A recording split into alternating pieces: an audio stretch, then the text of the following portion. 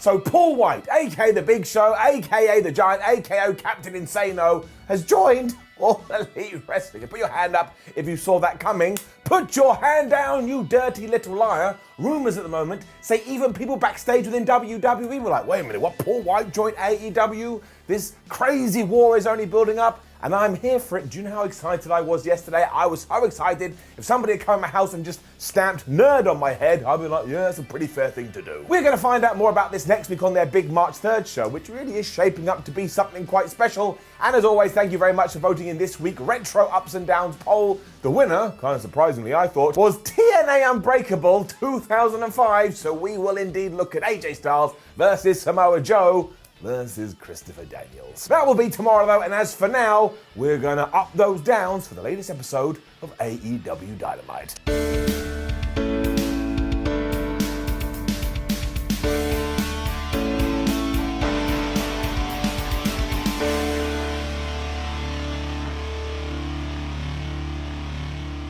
Jon Moxley versus Ryan Nemeth kicked things off this week, and from afar, Ryan Nemeth really looks like Dolph Ziggler, obviously because they are related, and he did a promo beforehand too, and he kind of sounded like Dolph Ziggler. This isn't a problem, I just observed it, so I thought I'd tell you. And there was no playing around here either. We need to ensure that Jon Moxley is as powerful and as badass as he possibly can be before his world title match with Kenny Omega at Revolution. So even though Ryan kind got a few knees in the midsection here, eventually Mox just gave him the paradigm shift. 1, 2, 3, he was dead. So that kind of offense was just a little bit like trying to hug a snake. It's just not going to go how you assume it's going to go. And I really think that we did do this so we could have a little bit of fallout afterwards. Because Moxie grabbed a chair, he sat down, and he told us in no uncertain terms he shall do whatever it takes to become the world champion again, including going through a barbed wire exploding death match, or whatever the hell we're calling it. And I still can't believe we're even doing this.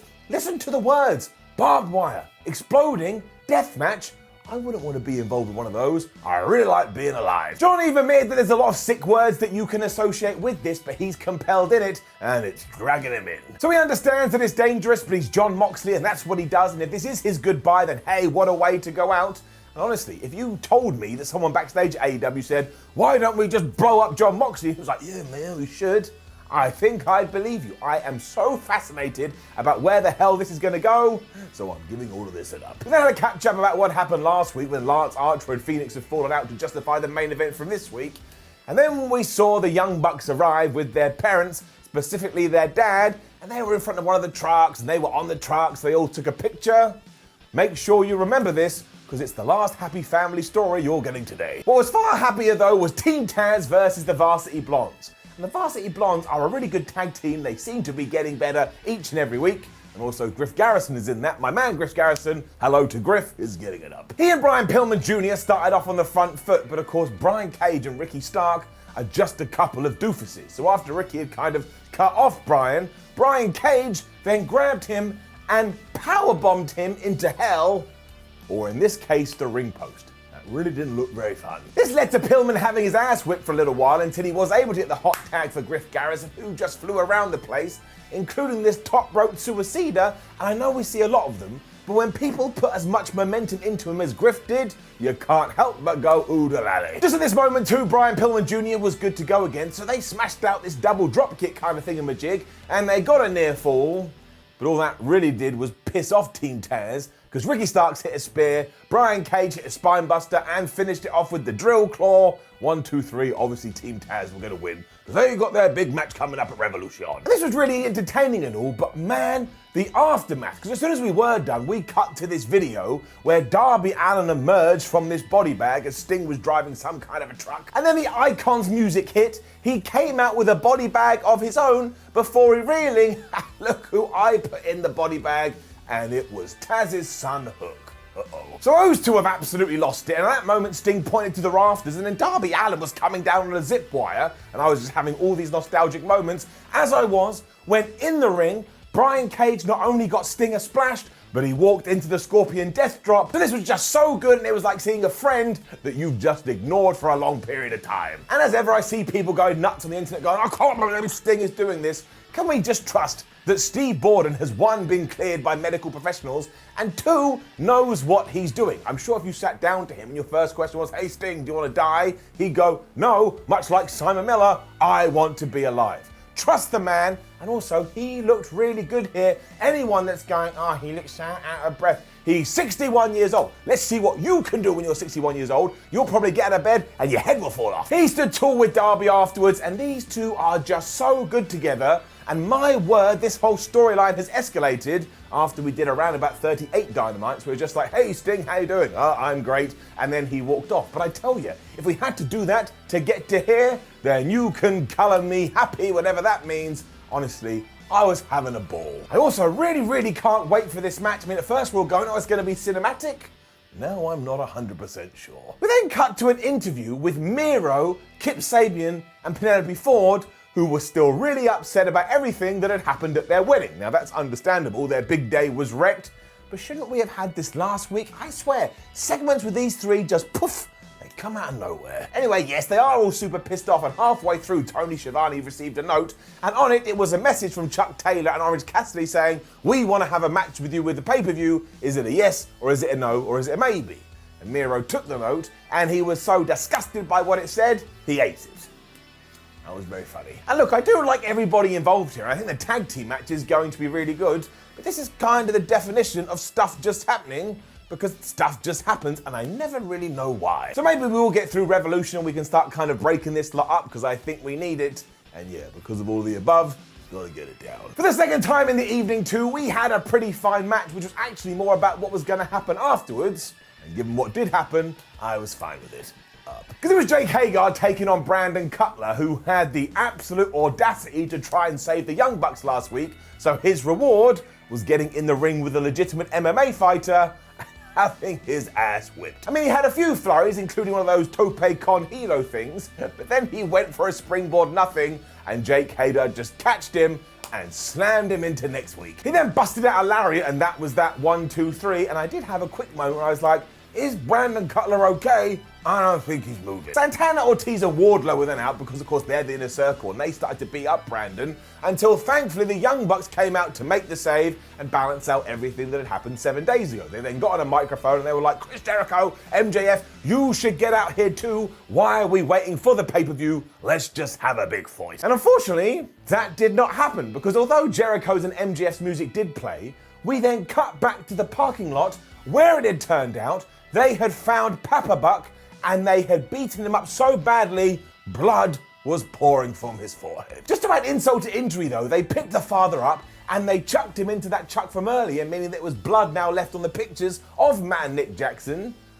And this kind of flubbed up. Jericho then advised them they may want to get a doctor. And I was like, yeah, Chris, we can all understand that. Clearly he's in a lot of pain. And even though the Bucks finally arrived to try and get him, MJF and Chris Jericho had a getaway vehicle and off they zoomed. So I do believe this feud is now personal, and Papa Buck got loaded into an ambulance soon afterwards.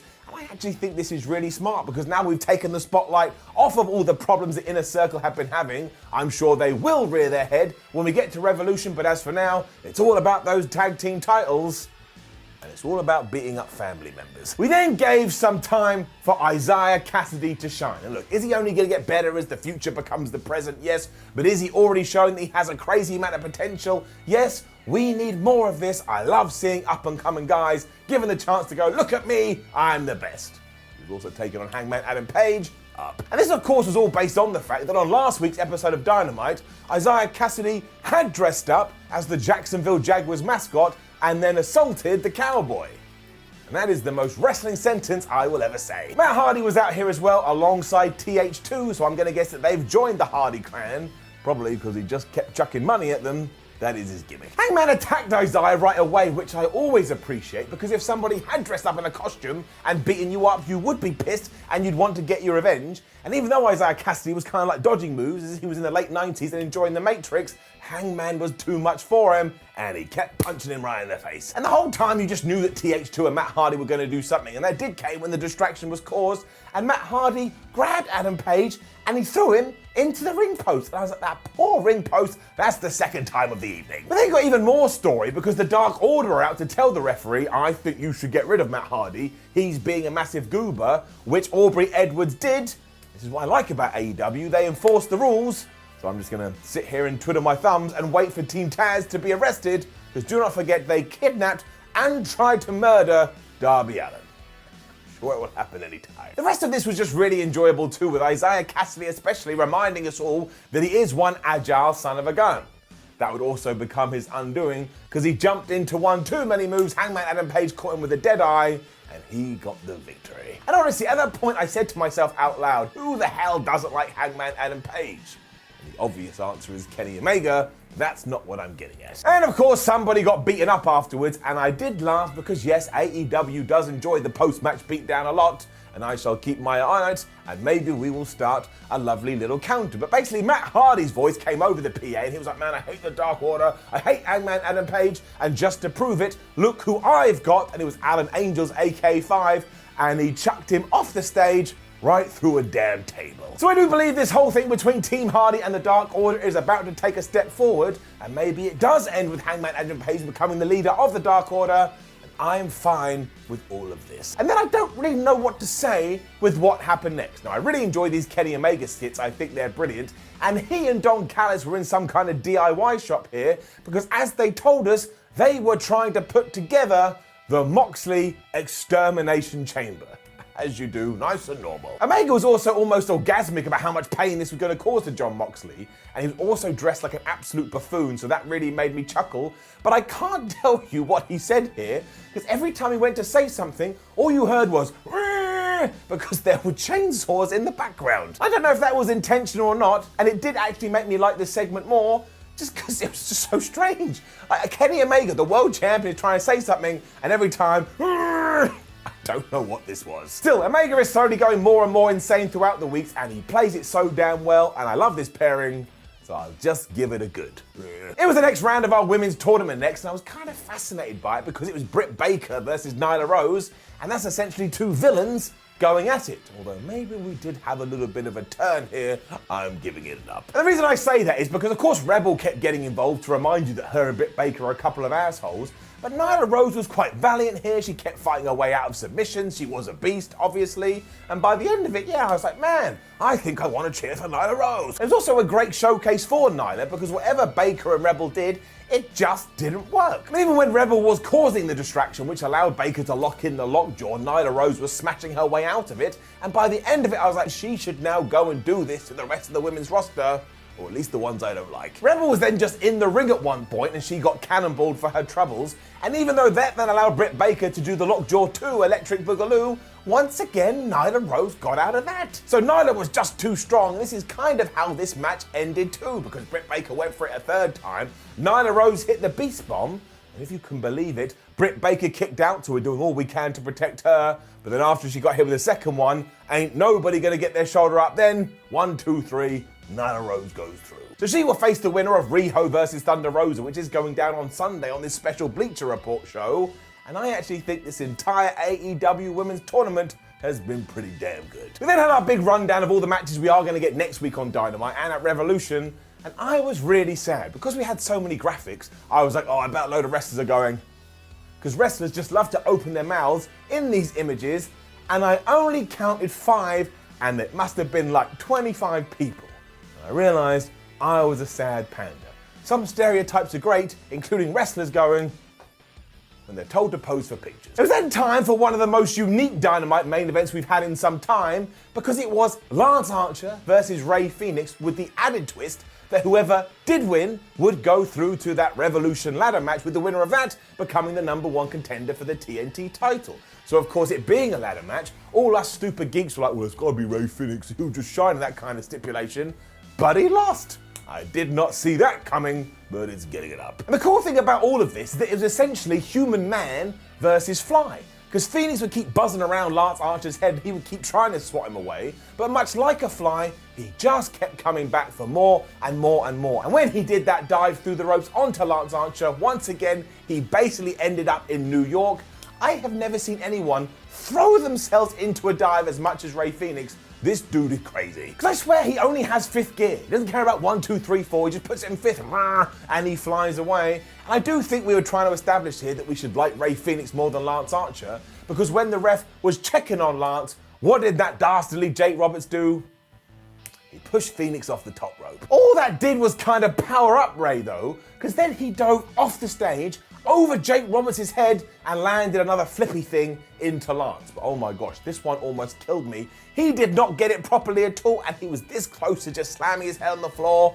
I almost died myself. Lance then ran into the ring post, which goes to show that the ring post was having a terrible night, and also that every single wrestler within AEW, and all of wrestling to be honest, has played the video game known as Arkham Asylum, because if you've played that too, you know every time you come up against a big boss, that's what you gotta do. Archer was like some kind of unkillable monster though, because he kept rising from the depths, and even though Fenix went back into fly mode, he got caught with a German suplex, and once again I was like, oh, that's it, he's never gonna move again. Fenix also somehow missed a moonsault, but was able to transition a missed move into a cutter, so you explain that one to me, then we would do it in Spanish Fly. We did a Spanish Fly between Mammoth Lance Archer and crazy flippy doodah man Ray Fenix. I mean, what the hell were they going to do next? There was a kind of a tease here too, because we were getting perilously close to the end of the show, so I was like, oh, well, I know what they're going to do. They'll do a time limit draw, and both guys can go into the ladder match. I was wrong. Because at the very last minute, Archer was able to hit the blackout and get the 1, 2, 3, and yes, for my money, the surprising win, just because of everything we talked about earlier.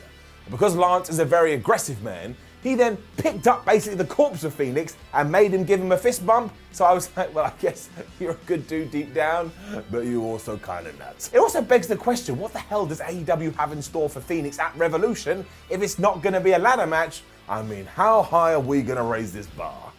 It's a little bit worrying. It also brought us to the end of Dynamite, which means we are just 1 week away from that Big Shaq match, which I am massively intrigued about. And yeah, it's just good. Some people get mad at me when I say this, but it's good. It's a good weekly wrestling TV show. Everything always comes together. You can't say fairer than that, and we're giving it up. Now, don't forget to leave a comment below and let us know what you thought about last night's episode of Dynamite. Like the video, share the video, and please do subscribe. It's free. Head over to WhatCulture.com, where you can read articles about AEW. Follow WhatCulture on social media to stay up to date with wrestling news. And there's videos around my head. Why don't you give them a click? My name is Simon from WhatCulture. Thank you very much for joining me as always. I'll see you tomorrow for Retro Ups and Downs. I'll see you Saturday for SmackDown Ups and Downs. And then I shall have a day of rest. Not true, there's probably some kind of wrestling I've forgotten about, because it just never ends. And I say, hell yeah.